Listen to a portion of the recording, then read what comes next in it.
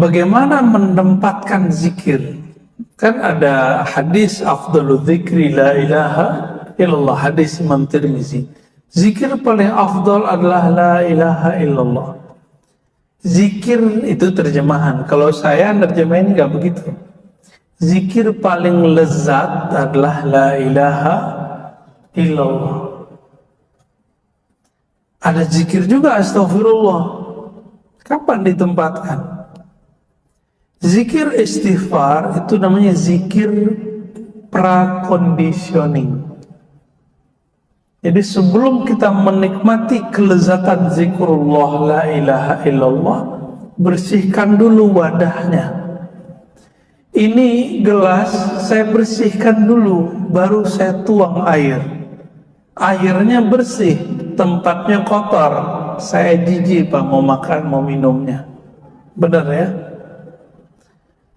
Kalau sudah begitu, tempatnya terbuka, kasih penutup supaya kalau ada lalat masuk dia enggak nempel ke dalam. Nah itu disebut sholawat. Jadi sholawat itu penutup dari semua zikrullah. Jadi pangkalnya istighfar, puncaknya la ilaha illallah, ujungnya sholawat kepada Rasulullah SAW. Maka siapa yang berzikir tidak dimulai istighfar, dia tidak akan merasakan getaran-getaran zikir. Siapa yang berzikir tidak sampai kepada la ilaha illallah, dia tidak akan merasakan nikmatnya dan lezatnya zikrullah. Siapa yang berzikir tidak ditutup dengan salawat kepada Rasulullah, nanti mau masuk surga tersesat mulu Pak. Di padang mahsyar baru bangunnya dia sesat, bahkan di alam barzakh dia tersesat. Jadi supaya gak tersesat bagaimana? Nah maka ada orang gak sabar, langsung aja deh kita salawat. Ya boleh juga. Kan banyak nih sekarang lagi banyak zikir-zikir salawat, tapi digunakan untuk nangkap jin. Salah penggunaan. Benar gak? Lagi menghadapi tukang sihir pakai sholawat ya. Sholawat itu mahar langit dan bumi. Ini istilah baru ya. Apa kata Nabi? Siapa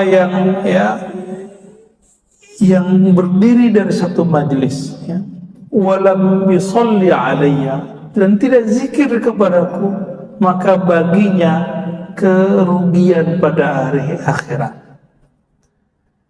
Dalam hadis yang lain, hadisnya hasan ya, man nasya salata alayya khati'a tariqal jannah. Siapa yang lupa salawat kepadaku, maka dia akan lupa jalan menuju surga. Khati'a, keliru. Mau Pak nanti keliru. Jadi nih saya kasih ijazahnya Pak ya. Al-wirdul asas dulu pernah kita kasih di sini. Namanya wirid asas. Pertama syahadat dulu. Asyhadu an la ilaha illallah. Yang ingat ya, syahadat dulu. Jadi setiap kalau mau zikir perbaharui syahadat. Asyhadu an la ilaha illallah. Asyhadu anna Muhammadar Rasulullah. Kalau perlu dimaknai, aku bersaksi tiada yang berhak disembah kecuali Allah, bahwa Nabi Muhammad itu utusan Allah. Beristighfar, astaghfirullah. Nah, istighfarnya berapa Pak? 100 kali. Pelan-pelan aja. Bayangkan semua dosa yang kita lakukan, satu-satu sebutin. Dosa mata sekian, ada 7 anggota, ada 10 bagian di badan, masing-masing 10 dosa. Udah Pak, jadi 100 dia.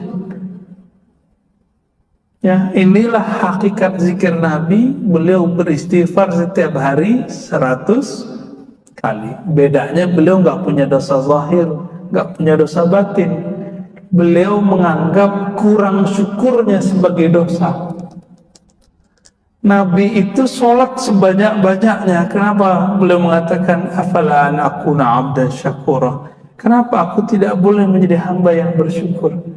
Udah sholat begitu, beliau masih merasa kurang bersyukur. Keluar dari tempat buang air, beliau mengatakan, ghufranak, ya Allah ampuni aku kurang mensyukuri nikmat bisa buang air. Yang pernah mengalami mampet tuh ya, selangnya, pernah nggak? Sakitnya bukan main, bener. Sakitnya bukan main kalau kita nggak dikasih nikmat buang air kecil. Maka Nabi bersyukur, Nabi menangis, Pak, mengatakan ghufranak, ya Allah ampuni aku. Jadi Nabi minta ampun bukan dari dosa. Nabi minta ampun karena kurang syukur. Ini beda istighfar kita dengan istighfar Nabi. Kalau kita benar-benar berdosa, karena dosa kita banyak. Belum lagi dosa batin. Oh, kalau ditambah begitu bisa 200 istighfarnya. Ya cukup 100 dulu. Nah, ini mengamalkan sunnah Nabi. Tuh angka dari Nabi bukan? Dari Nabi, Pak. Setelah itu baca La ilaha illallah. Kalau waktu luang Bapak misalnya udah pensiun nih, udah pensiun Pak. Nah, kalau udah pensiun saya kasih yang panjang ya Pak. Kalau yang muda-muda nih kita kasih yang pendeknya aja. Yang pendek-pendek itu udah la ilaha illallah cukup, titik. 100 kali. Bagi yang sudah pensiun atau lagi musim libur, La ilaha illallah, Allahnya dipanjangkan. Wahdahu la syarikalah, lahul mulku wa hamdu wa huwa ala kulli syai'in qadir. Di makna itu, lahul mulku wa lahul hamdu. Miliknya lah semua kekuasaan, semua kerajaan. Miliknya lah semua pujian.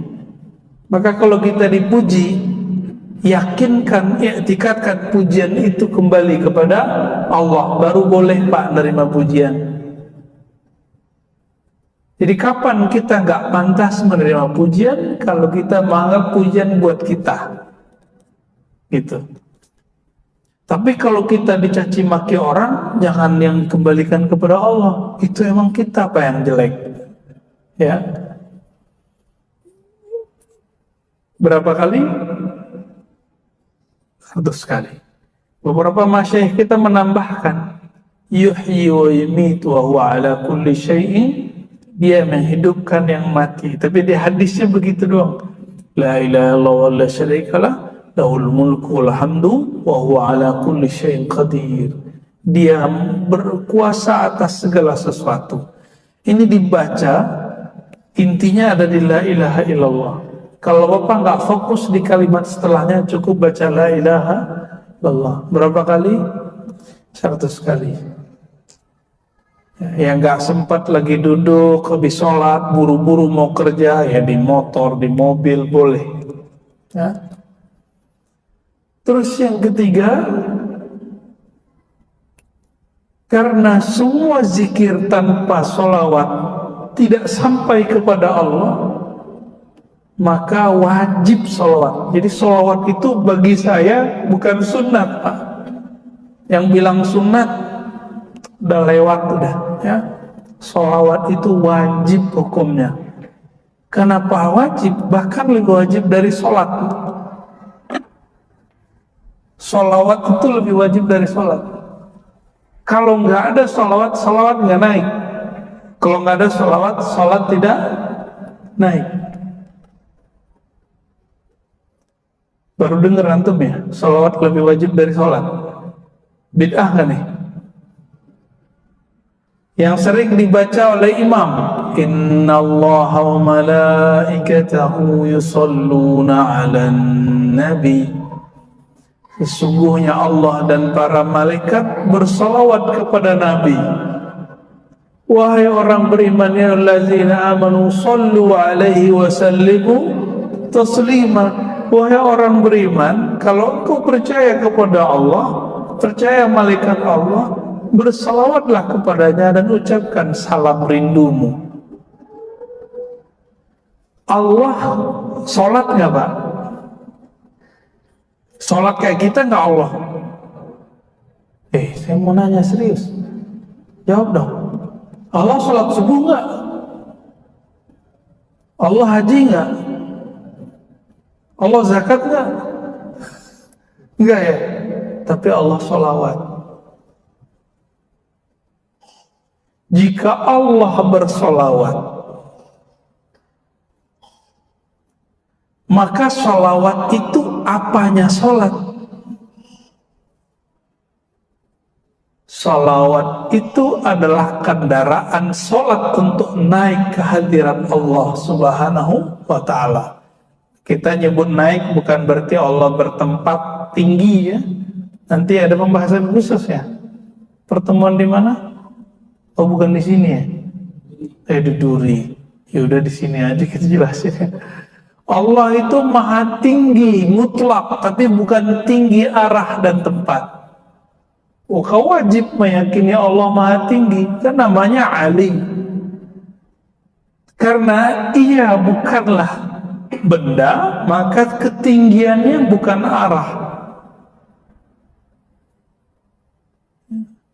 Jadi kita wajib meyakini Allah maha tinggi. Itu wajib hukumnya, ya. Udah berapa tadi? 3. Yang terakhir, subhanallah bihamdi, subhanallah azim, 100 kali ditutup adada khalqihi wa zinata arsyihi wa ridha nafsi wa midada kalimah. Tapi kalau bapak pensiun 100 kali baca itu pak. Subhanallah bihamdi, subhanallah azim, adada khalqihi wa zinata arsyihi wa ridha nafsi wa midada. Nikmat itu. Itu udah bawa satu kontainer zikir itu di belakang ya. Seberat aras, sebanyak makhluk Allah. Pernah nimbang aras ya? Badan aja lupa nimbang, apalagi nimbang aras. Subhanallah bihamdi subhanallah, seberat arasmu ya Allah. Aras itu meliputi langit dan bumi. Langit dan bumi tidak terlihat dibandingkan aras Allah. Kita bilang, ya Allah, Engkau maha hebat, seberat arasmu. Siapa yang tahu? Hanya Allah. Maka zikir ini namanya zikir bukan zikir. Az-zikru ala zikri, az-zikru fawqa zikri. Zikir tapi di atasnya zikir. Kalau belum sampai ke rasa itu, cukup zikir biasa aja dulu.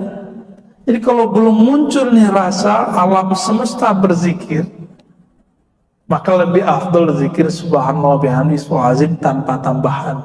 Gitu sebenarnya secara ilmu qalbu ya. Kalau ahli hadis mah bawa aja semua. Baik. Ahli hadis ini membawakan bahan, ahli zikir meramunya, meraciknya menjadi thariqah zikir. Ahli hadis bawa riwayat, ahli fikih meramunya menjadi hukum. Gitu Pak ya. Nah, sekarang muncul pemahaman ahli hadis itu sudah punya metode sendiri. Ini kekeliruan besar. Ahli hadis nggak bisa meramu sendiri kecuali dia ahli fikih, kecuali dia ahli zikir. Nggak ada ilmu yang mandiri di dunia. Semua ilmu saling berkaitan dan beririsan. Gimana? Udah 6:30. Kalau masih ada pertanyaan lain, tapi sebelum itu ini ada pertanyaan dari Ngambil estafet nih. Iya, fadal. tentang zikir juga. Bagi kita awam, mungkin kita mengambil zikir yang ada dan hadis yang pasti. Namun zikir yang dari para ulama yang sangat meninggal. Kita kan begitu tahu dengan kondisi zaman sekarang siapa yang sangat meninggal.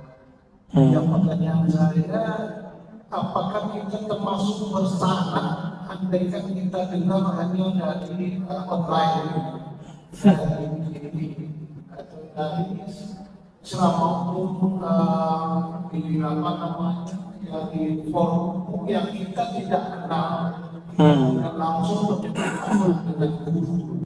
Apakah itu masih bersanad? Iya bersanad tapi online. Sanad online. Sanad juga Pak. Anak kita sekolah online, sekolah offline, beda nggak hasilnya? Beda efeknya? Kalau sekolah online, itu tengkar emak-emaknya dahsyat sekali. Ayo deh, adanya masih beda. Itu semua emak-emak mengalami hal itu. Ya, dia kira anaknya kok bodoh, padahal semua anak begitu. Di dalam diri kita, kalau kita ngaji online, Bapak akan berurusan dengan itu, Pak. Ini bener gak ya, bener gak ya, begitu. Itu berkelahinya dalam diri.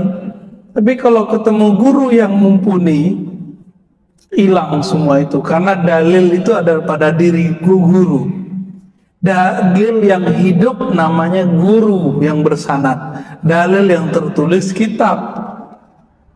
Ya. Jadi sebenarnya kalau ada guru kita bersanad itu lebih afdol daripada lembaran-lembaran kertas. Kertas ini kan mati Pak. Kertas-kertas zikir itu. Ada nyawa nggak kertas itu? Nggak ada.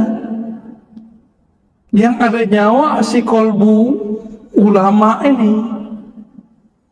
Karena dia punya nyawa, punya spirit, dia bisa mewariskan spiritnya kepada kita. Kalau buku kan nggak bisa.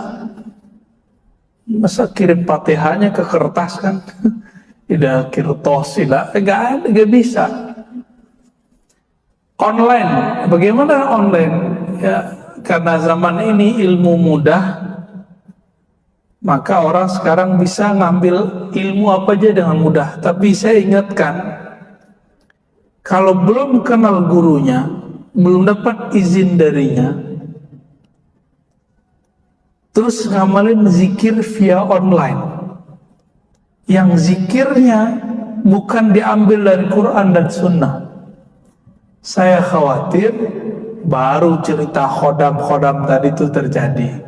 Dan ini sudah banyak di YouTube tuh, zikir kulhu geni, ijazah ya mahar sekian, zikir ini zikir aneh-aneh zikirnya ya.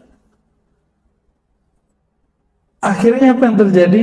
Nggak satu dua yang udah mulai begini ya, karena nggak ada yang guidance. Orang di guidance aja belum tuh lulus, gimana yang sendiri? Jadi umur Bapak berapa Pak? Maaf nih. 6. Udah wajib Pak. Udah wajib belajar zikir dah. Jangan online lagi. Cari gurunya, minta bimbing. Ustaz, Kiai, Syekh, bimbing saya. Gitu. Ya. Mau sampai kapan lagi? Emang jamin nggak kena corona habis ini? Kan nggak juga. Kita nggak tahu. Minimal kita punya garansi bahwa zikir kita bersanad kepada Rasulullah SAW. Jadi bolehkah lewat online? Boleh jika zikirnya yang zikir yang umum, Ratibul Hadar, Ratibul Atos, zikir-zikir yang biasa-biasa. Tapi kalau zikirnya namanya aneh-aneh, apalagi namanya ke bahasa lokal, tolong jangan diamalkan. Karena iblis itu Pak, nama aslinya kan Azazil. Itu tadinya ahli zikir. Azazil ini dulu yang jaga surga dan dia ibadah di surga. Azazil ini dipecat dari malaikat. Dia turun punya dendam. Dia punya tentara 70.000. 70.000 ini masing-masing 70.000 itu punya tentara lagi di bawahnya. Kerjaannya ngapain? Godain-godain orang-orang yang suka zikir, suka ngaji. Nah, bagaimana coba supaya tidak kemasukan setan? Jadi kemasukan setan ini lebih bahaya daripada kemasukan jin, kesurupan. Orang kesurupan biarin aja dia begitu tukang-tukang sendiri kan. Kalau sudah kemasukan setan, gawat. Ya. Itu mulai gawat. Was-was dibilang ilham. Dia was-was, tapi dia bilang ilham. Tapi kalau ada guru itu, guru ada, setannya kabur. Kira-kira begitu. Karena jaminannya Rasulullah. Kalau dia bersanad, bersilsilah. Ya silakan dicari Pak. Ini kan di Kampar ada negeri 1000 suluk ya. Ya kesana lah. Ya ini kan bulan puasa ini. Di sana kayaknya zona-zona hijau nih. Udah kesana aja. Ngapain lagi kan? Ustadz saya ngurus ini, ngurus itu. Mau sampai kapan ngurus ini selesai? Urus diri sendiri. Ku anfusakum dulu walu ahlikum. Itu kan dalil kalau orang kan biasa menerjemahkan jaga dirimu keluargamu. Itu terjemahan biasa. Ku anfusakum wa ahlikum itu kamu mau jaga orang, mau ngurusin yayasan, masjid, sekolah, itu orang. Kapan kamu jaga dirimu sendiri? Gitu. Ya belum lama ini juga ada sahabat saya bilang, Ustadz saya imam di masjid tapi guru saya nyuruh suluk. Kamu ngimamin masjid tahun depan kalau umur panjang masih bisa kan? Ya, tapi rokaatnya sekian Ustadz. Kalau saya nggak jadi imam, rokaatnya bisa berkurang dari 20 menjadi 11. Ya nggak apa-apa tuh. Ntar ente pulang balikin lagi di 20. Tapi tahun depan kalau kita meninggal, kita belum sempat zikir latihan, gimana? Kan nggak bisa balik Pak. Farji'na na'mal sholihan, semua ruh, semua jiwa itu meratap ketika dikuburkan. Ya Rabb, tolong kembalikan kami ke alam hidup, kepada kehidupan. Tapi Allah kembalikan nggak? Jadi arwah itu ketika dia mati itu gombal-gombal. Ya suka ngasih janji-janji. Ya Allah kalau saya hidup saya ibadah lagi. Padahal dulu dia ngomong gitu juga. Kalaupun dikembalikan nggak akan balik. Paling main handphone ya. Jadi kalau ada orang mati ini dihidupkan lagi, dia udah ketemu dan doa tadi, dia pasti lupa Pak. Ini aja kita lupa ketemu Allah, pada lupa. Jadi silakan amalkan yang umum-umum Pak, yang dari Quran, Sunnah, tapi untuk masuk ke kolbu itu mesti dari kolbu. Kan tidak ada namanya talqin zikir online, nggak ada, nggak sah. Yang harus ketemu. Imam Bukhari nyari satu hadis yang zahir itu pindah-pindah negeri kok. Cuma mau dapat zikir pindah dari Pekanbaru ke Kampar aja nggak mau. Di kota Pekanbaru ada ya? Banyak ya, di sini banyak kok. Tinggal mau ngamalin aja Pak. Nggak mau cari guru. Mau menjatuhkan sedikit rasa malas, menjatuhkan sedikit ego. Nah ini yang menghalangi orang untuk bisa berzikir. Ya, ada salah satu sahabat saya mikir, saya ini kan dokter, siapa yang bisa menalkin saya zikir? Gitu Pak, ada yang ngomong gitu Pak. Kebetulan teman saya dokter. Waduh, saya bilang zikir itu kan nggak, wisudanya bukan di kampus bro, ya. Zikir itu wisudanya di surau, di zawiyah, di ribat. Ijazahnya, wisudanya langsung dari syekh mursyid. Itulah doktornya. Maka orang yang bergelar syekh mursyid, dia doktor zikir. Jadi kita yang punya gelar-gelar ini, gelar-gelar duniawi, itu urusan dunia. Nggak laku Pak di alam zikir. Coba dokter berlaku nggak dalam kubur? Ya dokter, man rabbuka?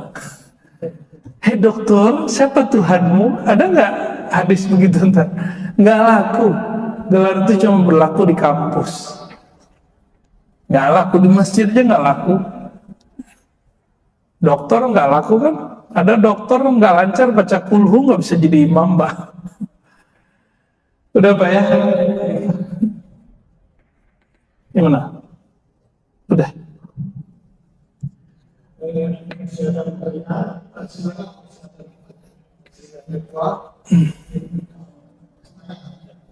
Ya. Ya udah ringkas pertanyaannya. Assalamualaikum.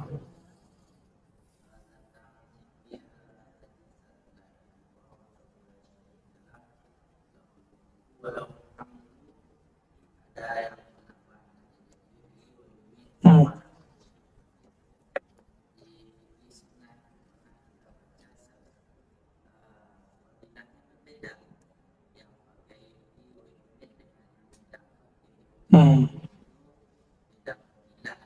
Hmm.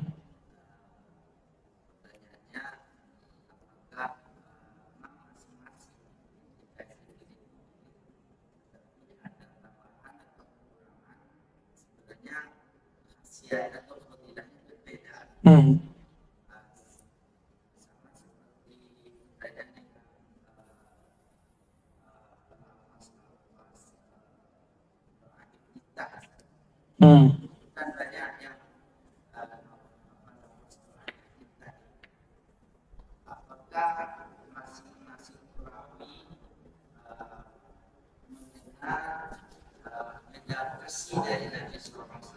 Hmm.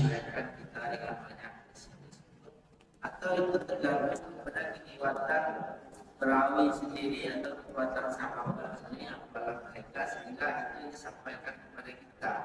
Sehingga kalau kita mengampungkan itu semua boleh. Iya. Atau sebenarnya tidak boleh. Ini dibaca khusus niatnya tidak. Yang satu lagi yang seperti ini yang ada tertentu atau yang tertentu pertinanya beda lagi. Iya.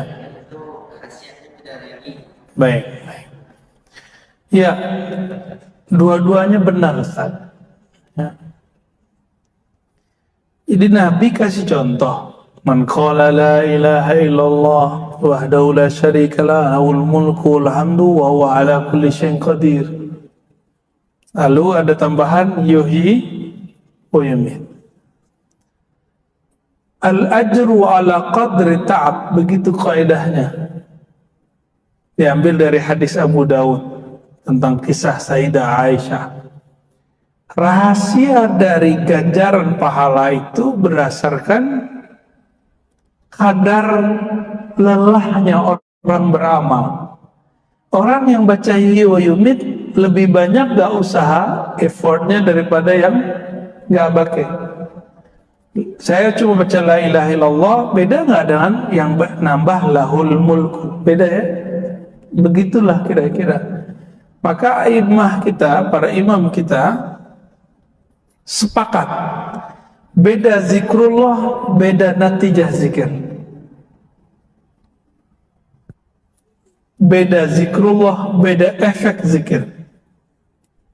Maka zikir yang ada istighfarnya, astaghfirullah, dengan zikir yang cukup Rabbighfirli, itu beda efek di kolbu. Subhanallah bihamdi, subhanallah azim, itu beda dengan cuma sekedar subhanallah, itu beda. Ya. Rahasia-rahasia ini hanya bisa dimengerti oleh orang yang mau merasakannya. Maka ulama kita buat kaidah la yafhamuha illa man zaqaha. Tidak faham bab ini kecuali yang telah merasakannya. Jadi kalau nggak dijalani nggak ketemu. Jadi hadisnya itu emang digabung. Ini satu mazhab, yang satu lagi kalau hadis begitu aja, itu saklek. Yang benar manhajul jama'i, digabung. Ya, itu yang afdal. Maka Imam Nawawi mengatakan, jika kamu ketemu hadis lafaznya bagaimanapun, amalkanlah walaupun cuma sekali, bahkan itu pun dhaif, amalkan. Itu Imam Nawawi. Ya, silakan diamalkan dengan semua versinya. Ya. Kita juga di dalam sholat kita bisa Boleh. dalam lafaz tahiyat. Saya kalau iftitah saya gabung antara wajahtu dengan Allahumma ba'id baini. Ya. Biar jadi NU Muhammadiyah, Muhammadinu. Ya. Mungkin satu lagi terakhir dia kata masalah lain tadi. Mungkin satu lagi terakhir silakan. Ya.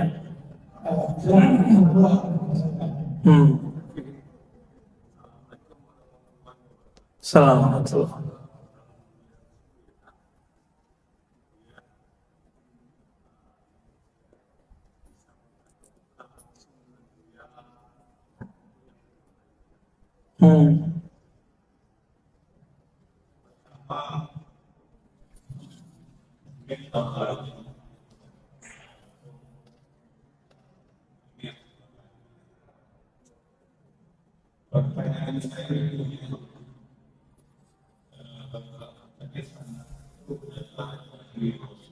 Sallallahu alaihi wasallam.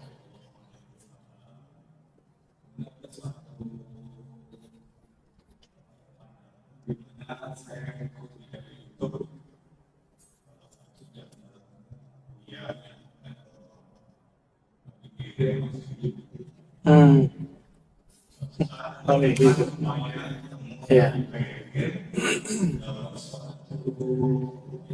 Amalan.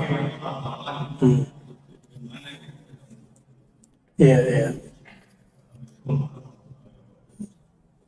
Jadi ada temannya Bapak ketemu Nabi Khidir, terus dikasih zikir. Iya. Tahu dari mana dia itu Nabi Khidir? Itu dulu Pak. Ini bisa iya, bisa enggak. Ya. Ya. Saya bertanya kepada ahli Khidriyah, ahli Thariqat Nabi Khidir itu. Jadi Thariqatnya ada Pak.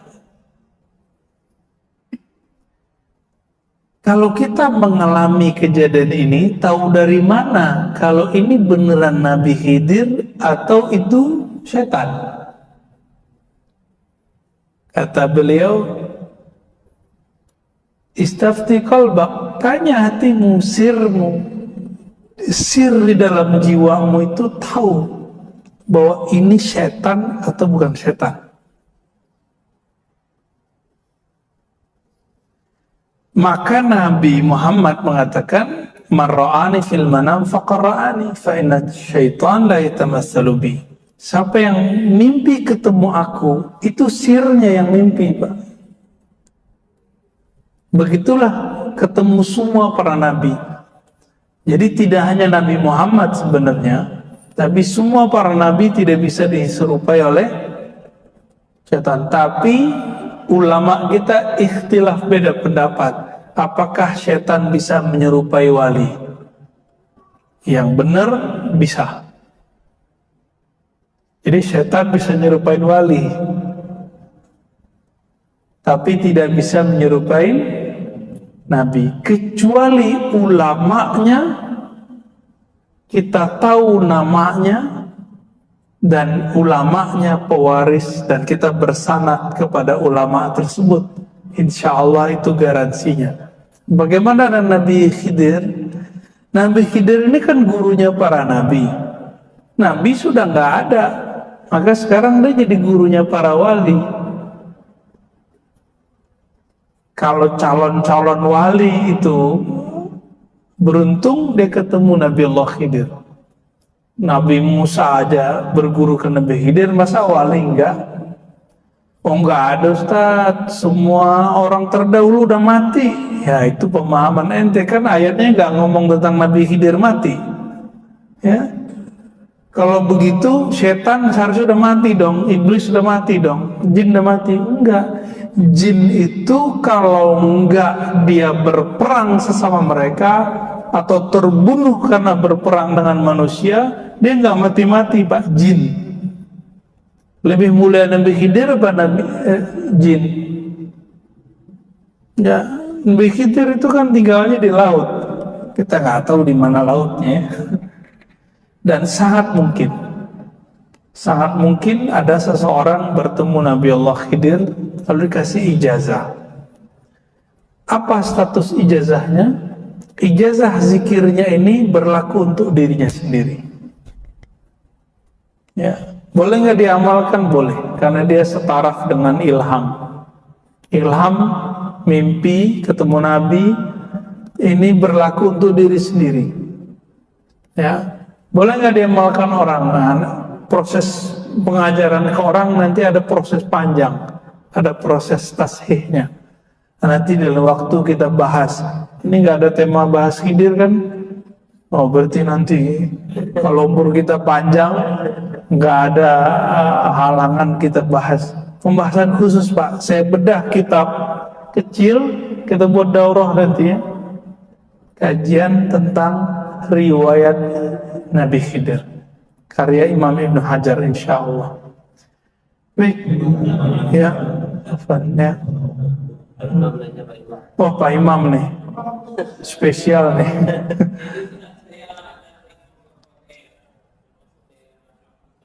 Hmm.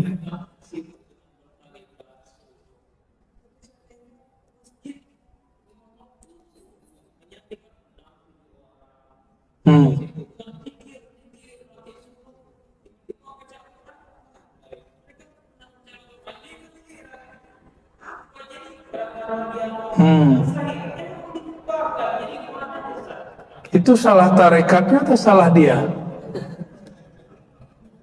Ya, ada orang dibacain Quran kesurupan, salah Quran apa salah orang yang kesurupan? Di kampung Bapak, Pak Imam, orang bertorikot jarang ke masjid. Di kampung saya kebalikan. Ya, di Jawa, di tempat di Jakarta, orang baru dapat roti itu rajin sholat. Jadi itu urusannya bukan matorikot, urusannya orang ini diajarin ilmu zikir, tapi dia nggak diajarin ilmu fikih. Maka PR kita Pak Imam ngajarin jamaah. Jadi Pak Imam harus pulang kampung sekali sebulan ngajarin jamaah. Jadi harus belajar zikir juga biar dia percaya bahwa Pak Imam ini bukan jamaah yang nyusup, bukan ustadz yang anti dengan mereka. Ini survei, saya kan dari kecil sudah hidup dengan mereka, kemudian baru ikut macam-macam aliran. Dan emang krisis fikih sejak kapan? Semenjak terjadi Gestapo itu dulu. Jadi ketika dulu masa PKI itu Pak, kan nggak boleh orang ngumpul-ngumpul. Di masa Soeharto juga nggak boleh orang ngumpul. Baru belakangan, akhirnya orang-orang ahli zikir yang dulu masjid musola surau itu adalah madrasah. Syekh mursyidnya jago baca kitab. Kalau nggak jago baca kitab, dia punya khalifah yang jago baca kitab. Bercerailah antara surau dengan madrasah. Maka sekarang coba lihat di negeri kita, mohon maaf ya, rata-rata Sumatera kecuali Aceh, itu masjid surau tarekat sudah pisah dengan pesantren. Bapak kalau ke Jawa enggak, ke Jawa pesantren plus tempat suluk. Jadi ahli zikir ini nggak jauh-jauh dari ahli kitab, nggak jauh-jauh. Ini kurangnya kita Pak. Ya, ngakulah antum punya ijazah macam-macam yang orang bertorikot, tapi ngaku aja bahwa kemampuan berdalil kurang. Dan saya langsung nanya, bahkan banyak yang langsung datang. Mursyid torikot masih meragukan dia apa yang diamalkan, udah berijazah. Kenapa? Cuma diajarkan zikir tapi tidak ajarkan fikih. Jadi PR kita Pak Imam, semoga nanti bisa menyadarkan kita semua nih, ya. Semoga belajar fikih, belajar zikir bisa berjalan beriringan, ya. Allahumma salli ala nabiyina Muhammad. Assalamualaikum warahmatullahi